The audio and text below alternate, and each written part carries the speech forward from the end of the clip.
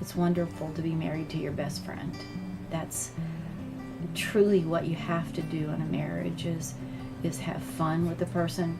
I don't know that there's any person in the world that I would rather be with than David. He's always fun. He always makes me laugh. He knows me better than any person in the whole world. And I think you have to get to that point in a marriage so that you can make it last.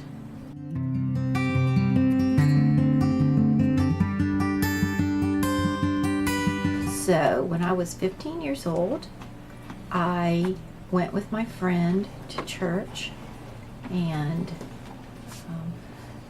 the church had started a new youth group, and it was a singing group that was a folk rock group.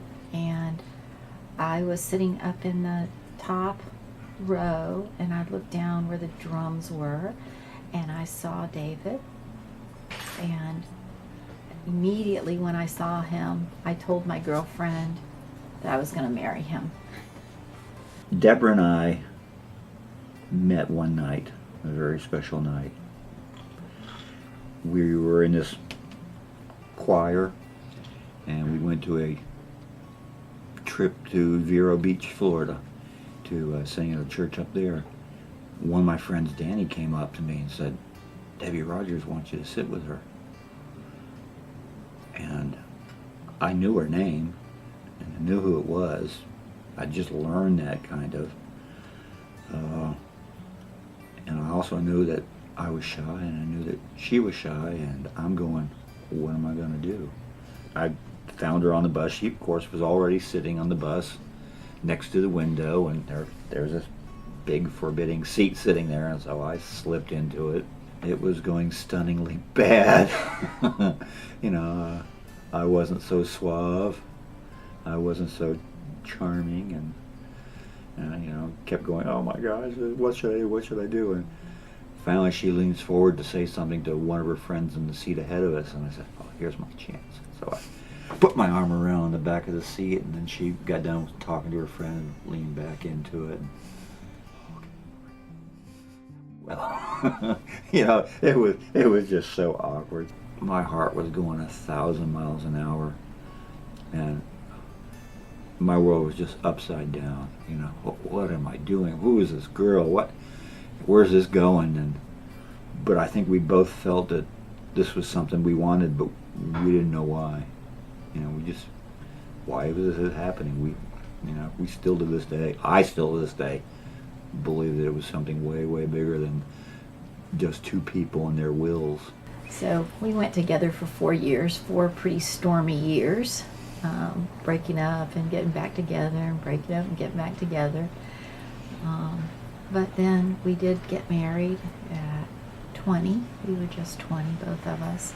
During that storminess, it was never about quitting. It was always that we had a commitment to each other to keep going.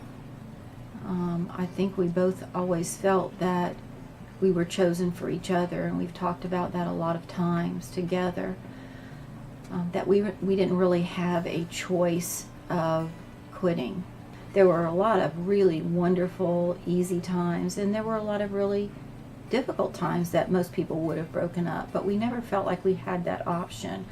We always felt like there was a dedication to one another and later to our family, that we had to do whatever it took to get through.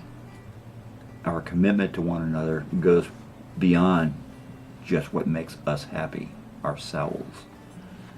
And it's something that I at least believe is lacking in our culture today, is that the idea of self is way oversold, and people are so interested in making sure that they're happy in their relationships versus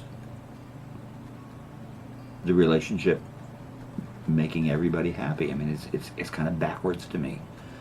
I think that's sometimes where marriages fail now, is people think too much about themselves and not about the other person. You've always been there to support me no matter what I did, you would always try and make me be the best me I can be, and that's your greatest strength is being there for other people. You do it for me, and I know you do it at work. You always try and give of yourself so other people are the best they can be and the most complete they can be. I could see in you things that you couldn't see, and you could see in me things that I couldn't see. And that's a strength. That's one of the things that makes us strong. And just that we just love being together so much, and just talking to each other, and just being in each other's presence is fun, and it's rewarding, and I can't wait to see him each day. And that's really a wonderful thing. It's unique, isn't it? Mm-hmm. Debra and I met on a bus on a balmy South Florida evening. Had no idea where any of this would go. Could have never anticipated being here. 5 kids and 1,000 animals. So many twists and turns we never saw coming. It's been a fantastic journey. Not an easy one at times, but it's been a great journey, and we've talked a lot about what we would do differently and what we wouldn't, and know that if we had the chance to go back and do much different, it wouldn't be necessarily where we are now, and we might regret that. But I was thinking just now, I don't know where this is going. I mean, I know I have a purpose here. I know I have a purpose to you. But what we're supposed to fulfill on that journey just remains a mystery to me. I just know that I remain committed to being who I am and doing everything I can. And part of that is